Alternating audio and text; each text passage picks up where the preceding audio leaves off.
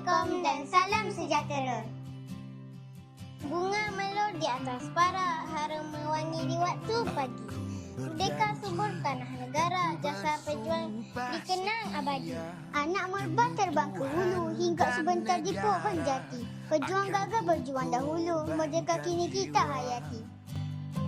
Aku berjanji akan satukan semua. Hari ini kami berada di BSS Asma untuk membuat liputan program Merdeka bersama BSS Asma.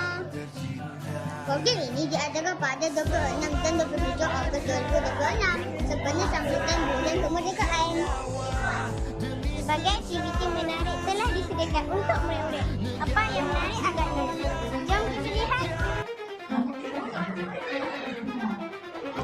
Sekarang kami berada di Pameran Merdeka. Di sini terdapat pelbagai bahan dan maklumat tentang sejarah negara kita. Melalui pameran ini, kita bukan sahaja menambah ilmu, malah dapat belajar menghargai pengorbanan pejuang terdahulu. Yang ini memang menarik. Selain aktiviti bertemakan kemerdekaan, murid-murid juga berpeluang mencuba permainan tradisional. Ada batu seremban, ceper dan congkak.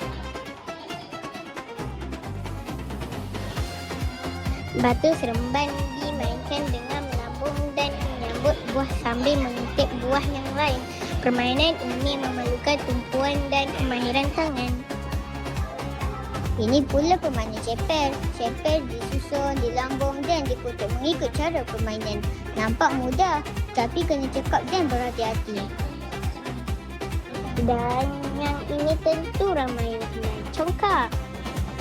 Pemain perlu memasukkan buah congkak ke dalam lubang satu demi satu dan cuba mengumpulkan sebanyak mungkin buah di rumah sendiri.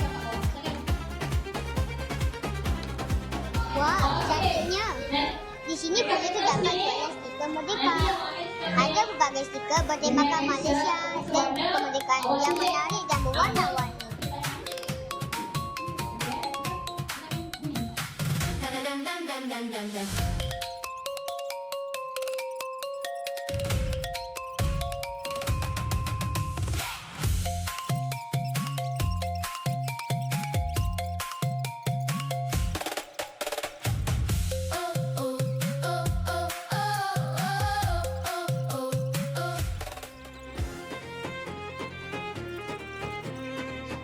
Tolongkan program hari ini. Sana.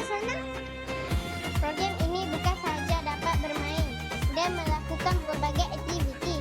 Kita juga dapat mengenali sejarah, menghargai jasa pejuang serta mengenali permainan tradisional warisan kita. Semoga program seperti ini dapat menyemarakkan lagi semangat patriotik dan rasa cinta kepada dalam diri kita. Sampai di sini saja kami melaporkan dari BSS Asma.